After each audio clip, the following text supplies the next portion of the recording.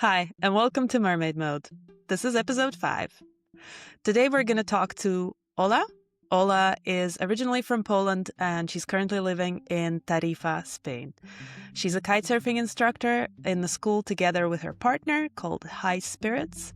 She's also a jewellery designer, making jewellery out of reclaimed beads and found jewellery pieces. I'm actually wearing one now, and that's how I found her. She is also organizing her first kite camp for women that is just super chill vibes, and you're going to hear about this in the episode. You're also going to hear a little bit about our dogs, which I think is really, really fun piece in this conversation. And also something that's very close to my heart is our little tidbit about growing up with a bit of Eastern European programming and how we managed to get out of it, or we're still getting out of it, I guess. The only thing is that the sound is a little bit mangled, so hopefully you're going to be patient with the recording in this instance, and hopefully you enjoy the episode. And let's dive in.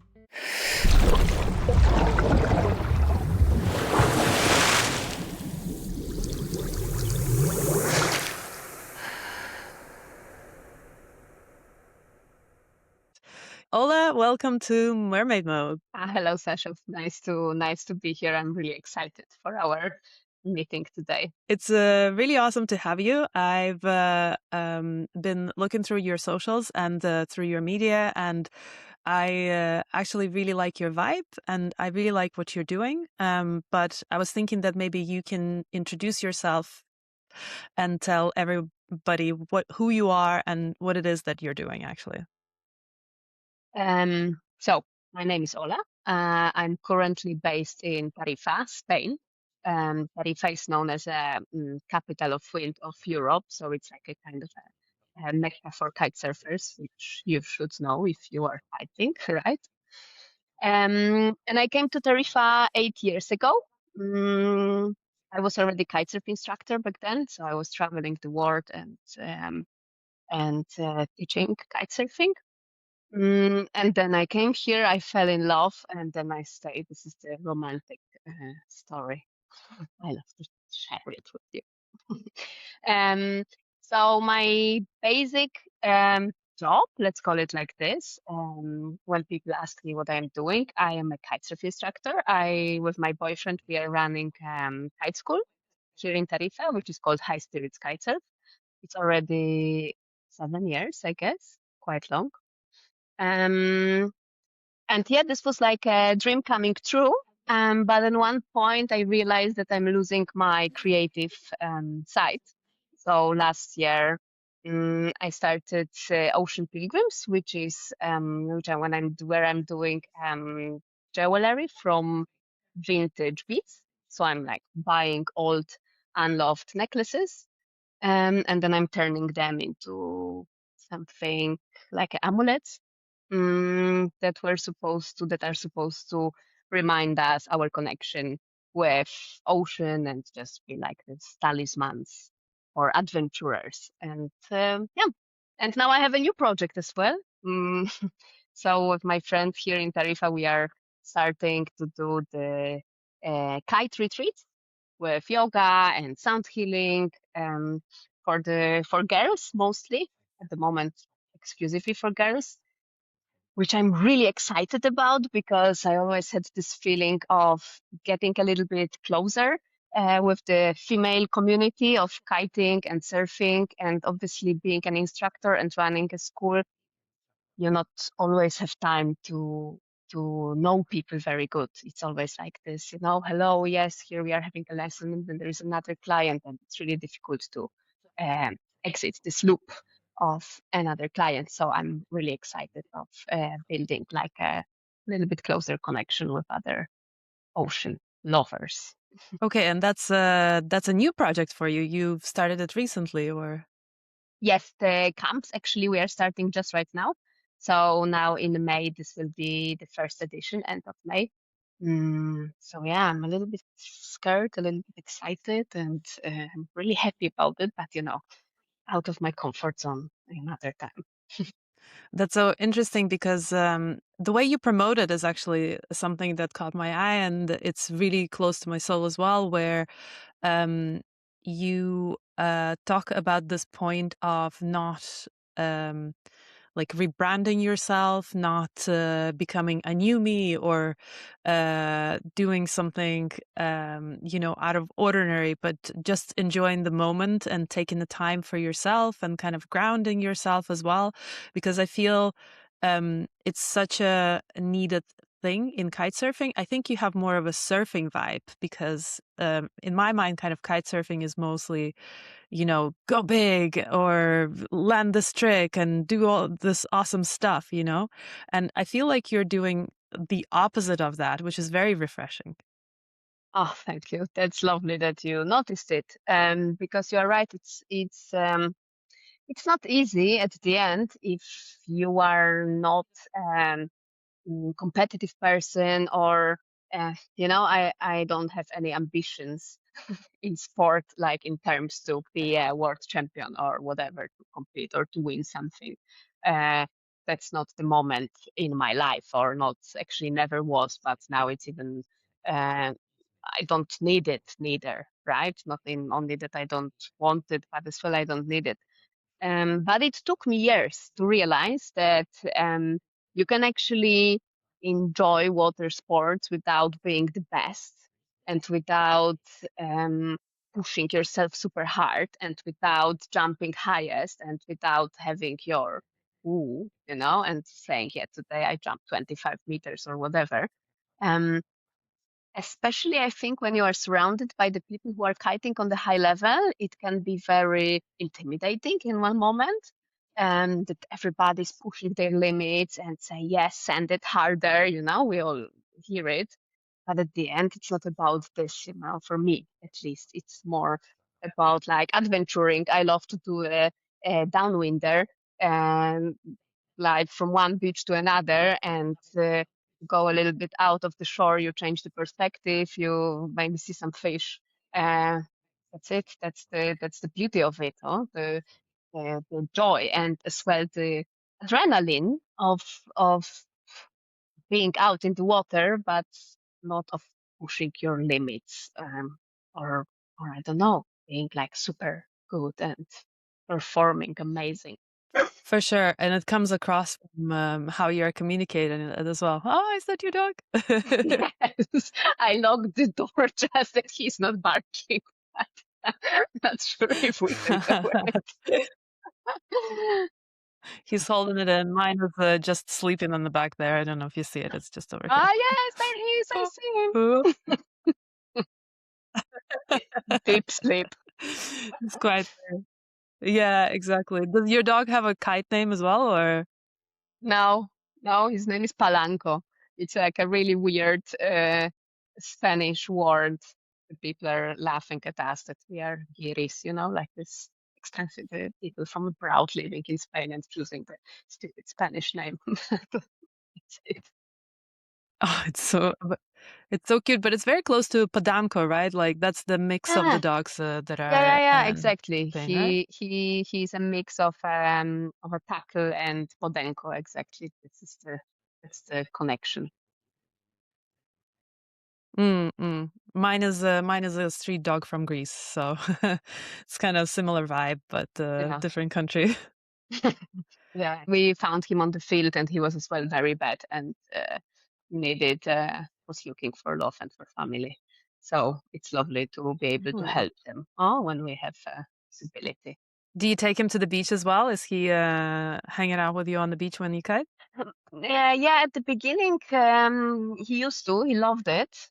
But I think at the moment when he realized that we are not leaving, and he can peacefully stay at home and do nothing and don't get sand in his eyes, he gave up on going to the beach. So now, so now when we are working, he just stays at home, and I probably sleeps in our bed, which is not allowed.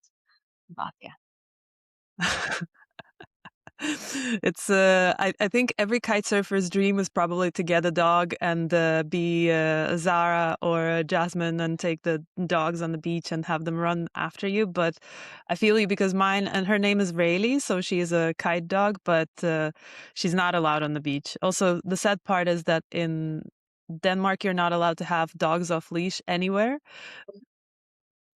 Yeah, that's true. The dream of a kiting dog. Yeah, for sure. It seems to be more chill in Tarifa, at least. Like it's such a chill destination, and that's why I'm also wondering that you're saying that you can also see this in Tarifa, that people want to jump high, people want to achieve something, do something cool, but the place itself just makes you relax so much. So it's kind of like a contradiction.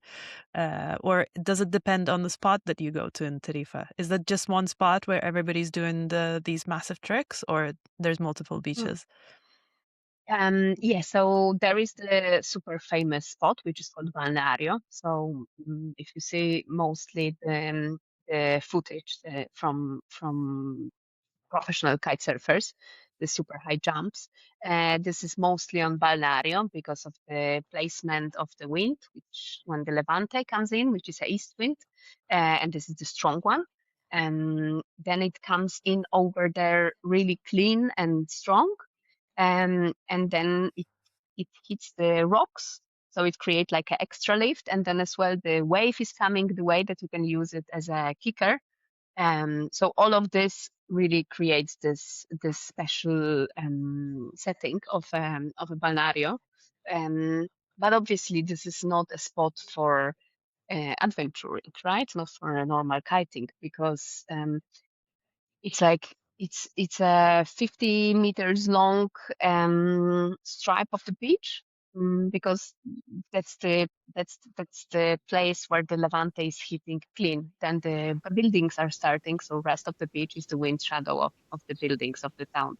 So you can use actually only this 50 meters. So it's basically just like to go use a keeper, jump, land, and then hack back to the queue. um, so this is not a spot where you really want to ride. You just go there to jump. And there the vibe, I mean, I don't know. I'm not kiting there obviously by myself, because it makes no sense. I mean, I could go there to jump, but as I said, it's not um, my main kiting thing to do. So over there, you basically can feel the tension, right? Because it's really prime spot. So people are coming from around the world to train there. So if you are coming and messing around, they get angry because they just want to train and perform and get the higher jumps. And sometimes they're doing really crazy stuff, or filming something from or Red Bull, which is basically just like a click bites and not really kite surfing, but this all creates this vibe of a pro spot. So I would say there it's not so chill. Maybe if you are inside of the community, then they probably support each other and they have a good time over there. Um, but yeah, this is not such a chill place. But obviously the beach, then by itself, there are two beaches. There is a Los Lanza beach, which is 15 kilometers long. So there is a plenty of space to kite, free kite or kite by yourself or for teaching. And then there is another beach, which is called Valdevaqueros, which is as well super good. So then it's another 3 kilometers or 4 kilometers long. So yeah, I guess if you want to have a chill place, you can have a chill place. If you want to be in the middle of action, you can go in the middle of action. You are as well, you can go in this parts of the beach, which is more, I would say, like a beach bars and like a festival vibe almost in the summer. Um, so I think when you come to Tarifa, you can find whatever you want. Basically, whatever you want, you can find. It sounds like fun. I do remember I did go there actually maybe 8 years ago or something, and we were just on this huge beach, and I got really overwhelmed because there were way too many people for my liking. I think I'm Mm. just used to. I mean, our beaches sometimes get a bit busy during the summer, but not that busy, and there were just so many people. It was quite overwhelming. How do you teach in the swell of people when there's so many people around? Yeah, we are always trying to find the places which are a little bit further away from the parking. So this always means less people, because obviously, uh, wherever is close to your car, it will be packed. But of course, there are moments that it's hard. In August, especially on this Valdevaqueros, which is like a more famous, I would say, can be really busy, and then it's difficult. It's like stressful, like maybe not even. I hope it's not for the students, because I'm always trying to give them the feeling that I am in the charge of the situation, not them. So the responsibility is mine to find the correct place and to make a decision when to go in the water. Um, but me by myself, sometimes I can get stressed out, like in August moments, when I'm on the Vaqueros, that I'm like hear the noise and I'm like jumping. It's like the anxiety of being surrounded by a lot of people. Um, so obviously, and then with the kites, it's getting dangerous when the wind is gusty and people don't control the kites in the air. um, Somehow there are not many accidents happening, but that's true. It can be then dangerous, or it can be the feeling of being there can be overwhelming because of the amount of people. So it's always better to come now in spring more than in the late autumn, because the summer can be really busy, hot, and uh, yeah, and then you need to survive. And I guess it's lucky that you're having this your first kite camp, which is called Marmaid, which is a play on the word with the mermaid. I guess you have like a Yes, really nice logo with the mermaid. yes. It's something that is close to my heart. And what is what is the vibe that you want to get out of it? What are your hopes for this first trip that you're gonna do? Mm, I'm really hoping that this will be like just a normal, nice, supportive trip, like supportive place with the good company without overthinking it. I don't want to create this vibe of like this what we started the conversation of, yeah, become a new version of yourself, or like, yes, when you come here I bring you from this to this. It's not the point. That's not what I'm trying to tell, or not what I'm trying to offer.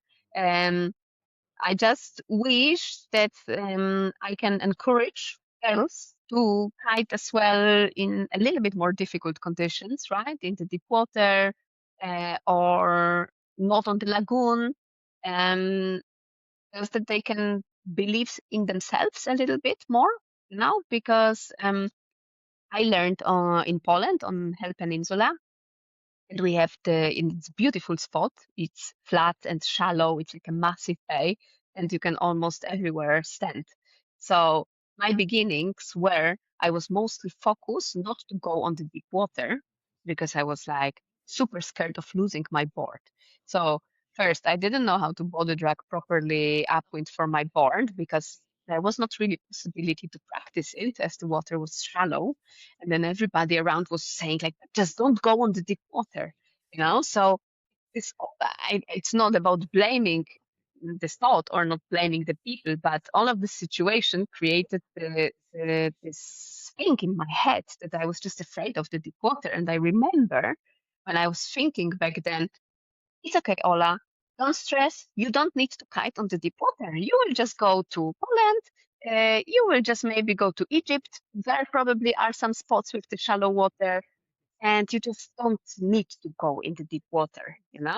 And this was so much breaking me, because at the moment that I pushed myself to start to kite on the normal conditions, normal deep water, right? It comes out that it's not difficult at all, you know? It's like you just use the body drag for your board and that's it.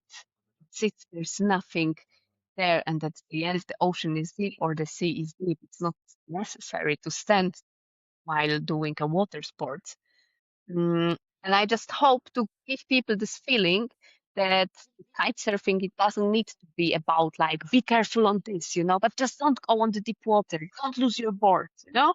Lose your board, doesn't matter. When you need to do the body drag often, okay, good. I'm sometimes putting my head under the water while doing it, you know, just to do something, just to have a little bit more fun. And that we just can have fun out of all of these things that maybe somebody scared us or we maybe believe that they are so difficult that they're not for us, or that maybe um, we are not brave enough to do this or not good enough to do this. So um, that's basically what I would like to share with the girls coming on the camp, and that we are just having fun out of it, and we are not overthinking it and not making a big deal out of the things that are actually not a big deal.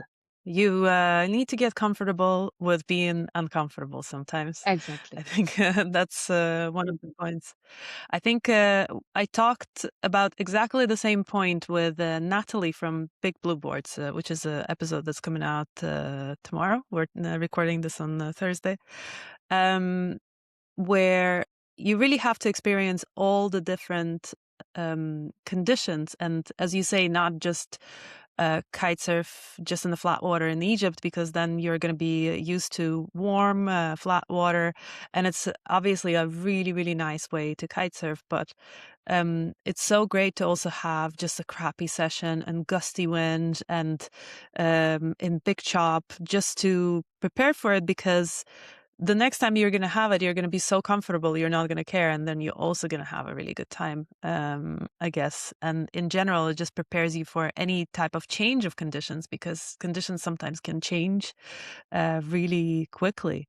So that's a fantastic lesson to learn. And it's kind of like a bit of a exercise in patience, kind of like a meditation on the water, really. Find the flow in the uncomfortable conditions. That's kind of cool. Yes, but as well, I have to say, in my position, it's always difficult to explain it to people, because I always try to repeat this, what you are saying. It was perfectly said. Oh, it's like sometimes you go and you have a crappy session and then say like, I waste my time. It was not necessary to go there or whatever, whatever. But at the end, very often, um, when you are learning, for example, you have this 2 hours that you feel that you didn't do any progress. But then when you go another time in the water, it comes out that you actually progressed massively. Um, but obviously, if you hear this from your instructor or from a school owner, even worse, then I have always the feeling like our clients maybe are thinking, oh no, no, no, she wants to convince us that we go today in the water, you know. But because obviously Oh. there is a time and there is money involved in everything, so I'm always trying to be very careful with saying this, that people are not thinking um, that I'm trying to use every conditions, you know. But at the end, it is the water sport is about this. And I was thinking a few days ago, I had this thought, you know, that if you the only moment when the perfect conditions are happening is when you are already in the water. If you stay on the beach and the conditions are perfect, this means that you are too late, because until you are ready and you are in the water, it's probably gone. It's probably gone. Maybe the winds changed, or the tide is different, or the waves are bigger, or something is changing and the current is changing. Then it's not so perfect anymore. So the only way to have the best session of your life is just to be in the water, and then the moment is coming. But waiting for the perfect conditions is not leading to this. had so many experiences like that as well myself when I come to the beach and there's no wind, but then we can actually see in the forecast that the wind is going to come in a little bit later, and I'm already pumping my kite. I'm already setting up the lines and everything. You know what? It's going to come because I saw on forecast that it's going to come, and there's been so many times where people are like, "Yeah, but there's no wind. Why are you doing this?" I was like, "Yeah, but it's going to come, and when it comes, I'm ready. I'm here to go." Sometimes even go out when it's not enough, but it was just like, okay, it's going to come, it's going to come. And every single time the wind appeared, actually, which is quite hilarious. So I'm feeling a little bit like a beacon of hope on the beach sometimes because we're all coming after work, like really, really want to go out and have a really good day on the beach, especially in summer. So it's important to catch all the conditions and all the type of stuff. So yeah, for sure. Yeah, it's great to have a person like you on the beach, you know. Thank you for doing this as a from all the kiters. That's always so motivating. Oh, when you see this one person pumping the kite, you say, "No, I need to go." And I pump my kite as well. Maybe she's right. Huh? It's really nice. But I mean, it's also, like in Copenhagen we also have a lot of these people where in summer especially, where the sun sets, let's just say at around 10 o'clock, right? So, and sometimes they come to the beach at 8:50 and they're still running because that's the only time that they had away from their family or away from whatever stuff that they have going on. That's the only time they have to actually just go really, really quickly, pump up really quickly, put all of this stuff together. And when I see them, I'm thinking it's like I need to go and help them set up their lines and everything, so at least they have those So they extra can five go. minutes on the beach. Exactly, yeah, on the water. It's yeah, it's quite crazy. Yeah. The after People who squeeze in water sports in their life, no matter what, are just my favorite people, really. So, yeah. Sometimes I'm jealous now because I'm so much inside of the industry that I forget sometimes about like this the joy that it gives. This is my everyday, so I'm spending on the beach usually too much time. So I'm overwhelmed with the sun or with the wind. I start to walk differently, constantly walking upwind. Um, and then it's easy to forget about it, how great it is to go out and how blessed I am to actually be on the beach. And always when I look at the people who have this really passion and I can see them running exactly how you say, out of out of work, out of the office, and they're coming, yeah, I need to go. The rescue boats are only until 8 and I have 1 hour. That's always really nice to see. Yeah. And how did you actually discover kite surfing? So you're from Poland, and are you from Hell or all like around Hell, or what's your Mm, origin story? no, this was actually kind of by accident happening, like all the best things in life, I guess. I'm coming from Wrocław, Breslau, which is like southwest part of Poland. And just by accident, father of one of my best friends had the first kite school on Hell. Um, I don't know actually how does this happen. Probably like a windsurfing routes, and then they were going there always. So then he started kite surfing, and then he opened the kite school when nobody still was kiting. And then in one moment he probably get bored or whatever. He gave up on this business and he gave the kite school to my friend. And he was like always saying, "Hey, let's go. We go there to hell. I need to find the instructors. I need to build the kite school before the season." So it was always like a perfect holidays. And then I was learning over there. I was working a little bit on the reception or in the office of the kite school and painting the wood, like all of this small stuff and living on the camping over there in the community. So then I was learning usually from my friends, which was really bad because maybe they were like a very beginning instructors, so they were practicing on me. I was not doing really good. There was never time, there was never wind. It was 5 a.m. and I was in 3 wetsuits, none of it was mine. So when I think back, I'm really proud of myself that I didn't give up because as soon as you have fun from kite surfing and you know how to ride and you feel comfortable, it's amazing sport, but learning process is hard and you need some resilience to keep going with it. So yeah, this was my beginnings. It took me, I think, I'm not lying, probably 2 years to stand up on the board, really, because there was never time. And then they sent me by myself with the kite. Yeah, go practice by yourself. This was completely not working, and I had no idea what I'm doing. There was no wind. I didn't know how to relaunch the kite. Man, yeah, this was a disaster.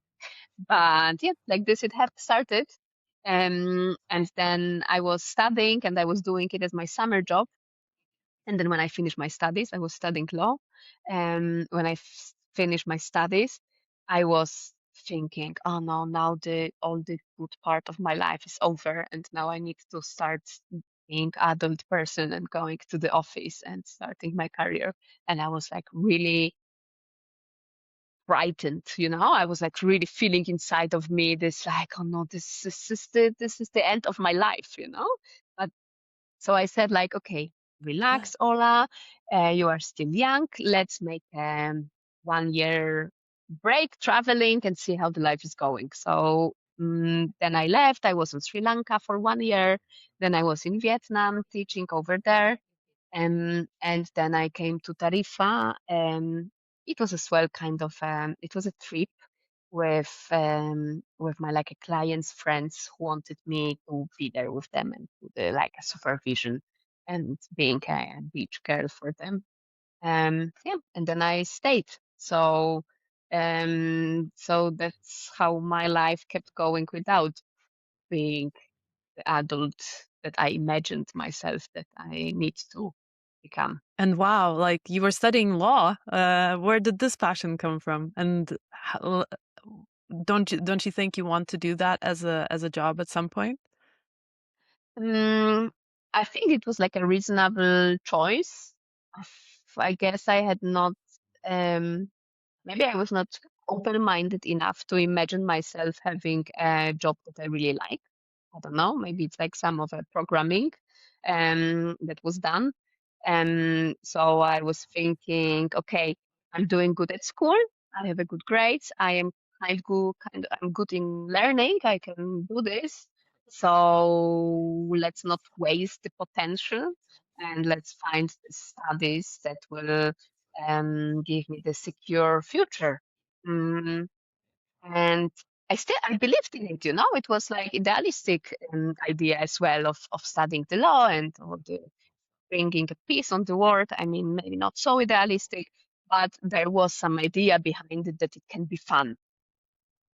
The problem started when I really started to study because I went there and all my friends were saying, "Hey, you are completely crazy. This is not your vibe." And then I was angry at them and I was like, "But you are not there. How can you say this is not my vibe? For sure, there's a lot of amazing people over there, open-minded." Uh, but at the end, maybe they may I don't want to say they were not open-minded.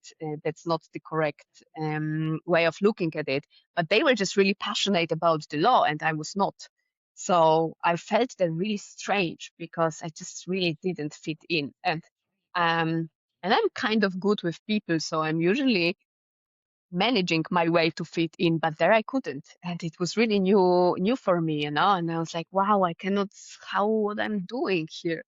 Um but yeah, the programming was strong, so I stayed there. I finished it because I was thinking, okay, if I wasted already 3 years of my life, let's push it until the end. It was as well a training of a discipline. And yeah, I don't know. The student's life is good. Oh, you don't need to work. I didn't need to, thanks to my parents. And so it was really nice to be a student as well. But yeah, the idea of studying law was not the best. And now I truly recommend to people to follow their dreams from the beginning, not to get catch in this ideas of making a career, what other people are doing, maybe in the sitcoms or whatever. I really like your expression of programming because I think I can relate because I'm also from Eastern Europe. So it's a very Eastern European trope that your family and the kind of the community around you is really pushing on you that you have to have a good job, you have to find a husband, you have to have children, and you have to keep the job, and you definitely need to buy a house. Of course, you need to buy a house and apartment by a certain age. Um, and you really have to do it, right? Because all of your friends are also doing it. And sometimes you also feel like you're behind if you're not doing it Mm, by the certain age. But mm, to me, it came like really, really late. And I think it's still kind of like coming to realization that I should just do what makes me happy and not what's going to keep me safe or what's going to keep my parents happy as well. Do you feel it's similar in Poland as well? they're completely the same. It's completely the same. But yeah, it's actually quite hard to admit that, for me at least, I like to look at myself as a forward thinker. So to see myself being so programmed, it's as well kind of painful, you know what I mean? It's like, hmm, they managed to program me, but yeah, of course they did. Then that's what you say. It's not only about the job. Yeah, now it's about owning the apartment or having kids or whatever there, or having enough money to afford certain level of holidays or good car. Um, and it's um, it's easy to say, yeah, I'm not into this and I'm not inside of this. And I am actually very lucky. I'm happy that I live in a different bubble, because it's a complete bubble that I'm living in, because I know that I'm not in a big city, and that actually the people who are having the careers and having all of this success, like financial success or career success, are coming just for holidays. So I don't have so much in common with them. That's why the programming went down a little bit, because I'm not surrounded by it so much. Mm, but obviously, it's really painful. Sometimes people are asking me or us, and is it your real job, or what is your real job? And then I'm Yeah. thinking like, hey, that's my job. I'm sitting here, I'm doing the marketing, I'm writing with you, I'm answering the questions, I need to pack the car, I need to organize everything, there is tons of taxes, paperwork, everything, um which I'm trying that the clients, they don't see it, obviously, because it's supposed to be fun, it's holidays, and I don't want to talk how taxes are bad, because everybody needs to pay taxes and nobody likes it. Um, but it's really painful when I realize, and I know that it's not on purpose. It's not that somebody wants to make me feel bad or wants to make me feel like my job doesn't count. But it still happens that people still believe that if you follow your dreams and that if you live your dream, even though it doesn't make you financially rich, it can be your choice, and this can be your path. To continue on the doing what makes you happy, let's maybe just talk a little bit about the Ocean Pilgrims. And that's your jewelry line. And I have one thing. I hope this comes out in the video so I can actually show you. But this is called Disco Mermaid, and I absolutely love it. But the fact that it's called disco and it's a mermaid, so it's a necklace that's on my neck. If this is not on the video, and it's very sparkly with like this huge thingy over here, which is quite fun. And you have a jewelry line with the reclaimed beads that you're finding in places. So let's talk a little bit about that. Tell me about Ocean Pilgrims. Yeah, this is something that I'm really still excited, and now we are talking about it and I'm like smiling with my face. This gives me so much like a pure joy, it's like it's really a pure joy for me.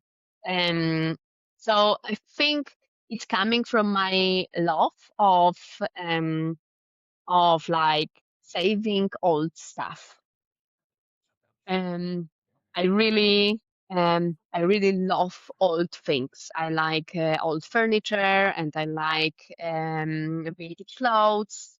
Um, and it's quite difficult to mm, to connect it with kite surfing, because nothing is better than the new kite. So if it goes about kiting, the new wetsuit and the new kites um, cannot be replaced by the vintage one. I mean, yes, can, but this will be unfortunately not giving enough joy. So I really could not. Develop, or maybe like just just go with this love of thrifting and with finding the old objects and seeing the potential in it, and kind of saving them in a way of like rearranging them and putting the bits together into something new, which is fun. So yeah, this was the idea. That's where it's coming from. And then as well, I had this feeling inside of me, like how sad it is that, for example, our grandmothers, I don't know, my grandmother had these necklaces which were made from the crystals and the natural stones, and they are all maybe not super expensive. That's not the point, but they are precious, right? This hematite or the quartz or um, whatever else. It's not diamonds. But it's a pity just to give up on those beads and those stones and let them lay somewhere or throw them away just because like their form is outdated, because obviously this long hematite necklaces. The hematite is the one which is very like a shiny metallic, it's very heavy. I understand it's not something that everybody wants to wear. It used to be fashion in the communistic Poland. Maybe there was nothing else. Mm, but it's a pity to give up on it. So I just find a great joy in finding them, and then in rearranging them, and then in creating these models, which is kind of like creating a character of somebody. It's like I always make first I take some necklaces and I'm putting them together um, by the color palettes and shine or whatever, and then I'm combining them, and it feels like creating a character. It's like now I'm really close with the disco mermaid, because I think about her. I'm wondering what she likes to do in her free time. She likes to dance. She goes for raves, but then she as well likes the ocean and she likes the nature, and this is not contradictory. So yeah, there are people who likes both and who can maybe feel that wow, this is about me. This necklace is about me. That's why it was so magical when you wrote to me, and then I just when you reach out and ask about the Ocean Pilgrims, I always comes into the profile of the person, and I looked at the reel that you made about the wellness, and I was thinking, wow, this is so Right. crazy, This disco mermaid, this is about her. It's just this just exactly this, And this is such a magical moment, which makes me so happy, that some of my creation can maybe make your day fun and can give you some joy, and can look good, and maybe can come on the rave with you, and this would be even nicer for me, So, so this is the thing about the Ocean Pilgrims. And what's more, at the beginning, it was just about the jewellery, but it actually kind of developed into um, personal brand, also into the medium that I can share my values with the world. And that's even nicer. I find really a joy in talking about what I like to do and sharing the stories from the water and yeah, and just sharing it with you and connecting with people who are like-minded, which is new for me and amazing. And I'm stoked that I can be in this position and discover this new world. For sure. And your Instagram is so inspirational. Whenever I see a new reel from you, I'm thinking I need to go out somewhere. Either I need to go out and rave, or I just need to go for a swim. And we're That's amazing. That's what I wanted. Thank you. But I also like that you actually went kite surfing with the necklace, and I think that's how I discovered you actually, because it looks so cool. Like, first of all, I really like it because it looks really cool, and it is actually exactly my style and what I really like. And it also looks cool if you go kite surfing with it. I mean, I'm just thinking, why don't we wear like cool jewelry when we go out kite surfing? Like the rings, I don't really understand myself because I can't really hold on to the bar. Like it feels like it gives too much pressure. But anything else whimsical, it's kind of like, why not make ourselves these fun, whimsical creatures on the water and add to the fun and to the magic of being on the water and also being, uh, magical, I guess. It's Yeah, that's really cool. that's 100% right. It's like that's what I said, that in kiting you don't really have this form of self-expression. No? You have the wetsuit, you have your kite, Mm. and then you are there just wearing the boring equipment. I'm sorry, but well, I don't want to wear a pink wetsuit. Um, for some reason. I don't know why. Uh, but to be able to have this form, this self-expression in the water, this is amazing. I love it. It's like it's so nice. I remember every year on the beach, there is a one girl which I don't know her, but I see her always, and was always wearing this shell necklace.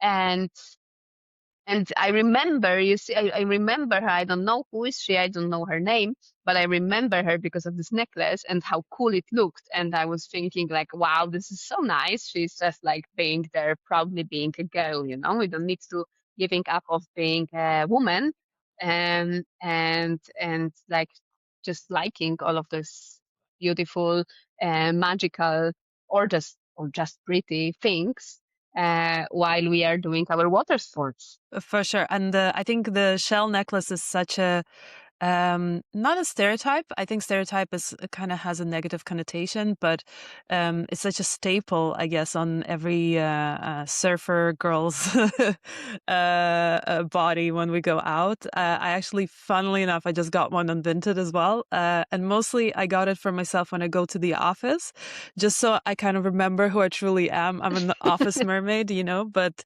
it just adds to the whimsy and adds to the to your mood of the day if I'm just in this shell necklace and in like more or less kind of office dress, it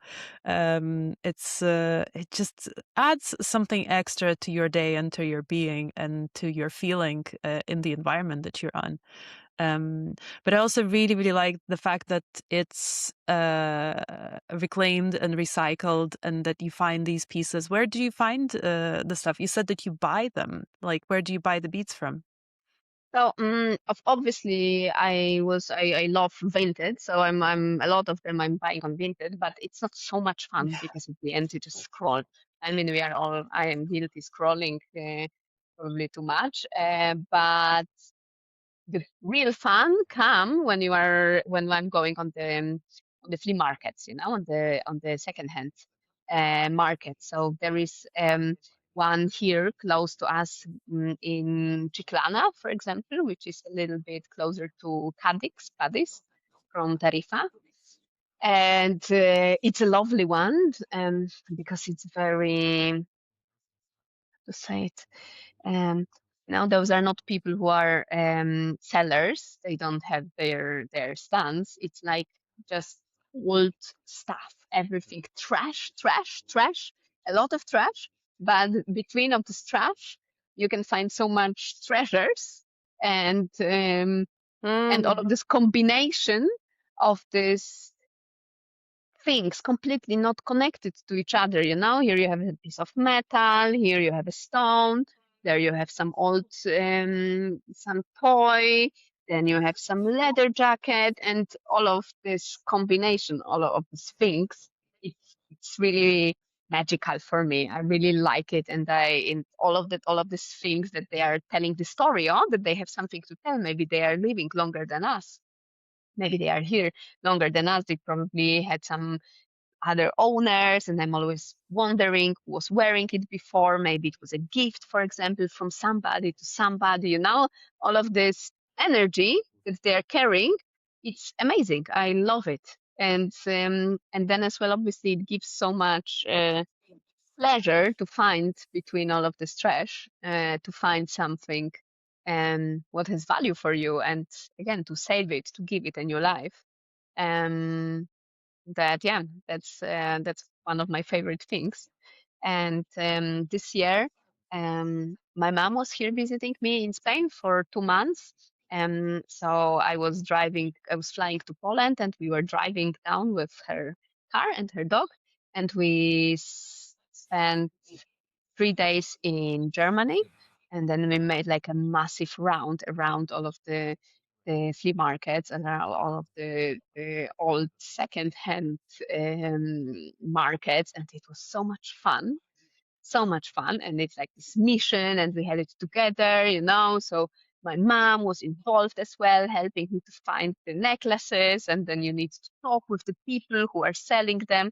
This all of the situation is just so cool, fun, and has so much value as well, that I just love it. You should definitely visit Copenhagen at some point, because it's a really big culture here. So the second hand and the furniture, clothes, vintage is huge here. I think most of my wardrobe is vintage. I think 50% is vintage, 50% is mystique, and about 30% of all of that mystique stuff is vintage. So I have actually a fully purple wetsuit from Mystique, that's Oh, from Vinted, and it's beautiful. It's really fun. that's really cool. It's very girly, but yeah, it's you definitely see me on the water from very, very far away, so that's for sure. But I That's really like cool. that you're doing something that's sustainable. I think something that's purely sustainable is actually that's remade from something that's already done, and not just claiming that you're replenishing the trees or like cleaning up after yourself, after your production and everything. And I think we're missing this quite a lot in kite surfing, because it's very I think surfers are quite good at creating sustainable brands and helping to clean the oceans and to being kind of eco and ocean aware. But I think kite surfers need to to do a bit of a better job at it, especially when creating new brands. Is that something that you have in mind when you're thrifting, or when you actually want to create a new piece that you're making? Yes, definitely. Definitely, there is this part of kite culture, that it's quite. We went quite far away from surfing. I don't know how does this happen. Is it because we need so much more equipment, and is it coming from there? Um, because I have a feeling that all of this every year a new kite, it is a little bit exaggerated. I think you're putting a very good point, and there's so many other points to make about this, because it's all about getting, again, something that we come back to is getting higher, faster, like spinning faster, doing performing better in the competitions and showcasing it. A lot of brands have investors to actually bring the numbers back to, so they're under pressure of creating something that's above and beyond again and again, and that just leads to overproduction for sure. It's such a bigger kind of problem, and it's probably not going to change in the kite industry in terms of production of the equipment that you use, but could possibly change in the production of wetsuits, other gear, clothes as well. There are so many bikini lines that are made out of recycled bottles. Like there's one that pops up every day because a girl couldn't find a black one. And I think that's also a bit redundant to me, because there's just so many brands that are already working, and just because it's not working for you, it doesn't mean that it should really exist, to be honest, if you're not making it sustainably. So I think we should try to figure out how to make what you're doing as well, just making things from something that already exists and just reusing things around us, but making it beautiful and making it appealing to other people. So great job. You're doing that. So this is where our conversation unfortunately has cut off a little bit when we were recording, but we were rounding up the conversation, and something that Ola has shared as well, which is a sentiment that echoes from the previous episodes as well. I asked her what she would recommend for other girls to do if they wanted to create their jewellery or start something small, some sort of crafts that they wanted to send to the world. And the overall sentiment is just try to do it. Just start small, try to get it out there, see who's interested, and you'll find your people. And it's something that we also talked about in previous episodes with other ladies as well. So hopefully you enjoyed it. Hopefully you got some new insights from this episode. And as usual, please share, like, comment, however you can spread a word around about this podcast. I'm very thankful for your reactions so far. So thank you and see us.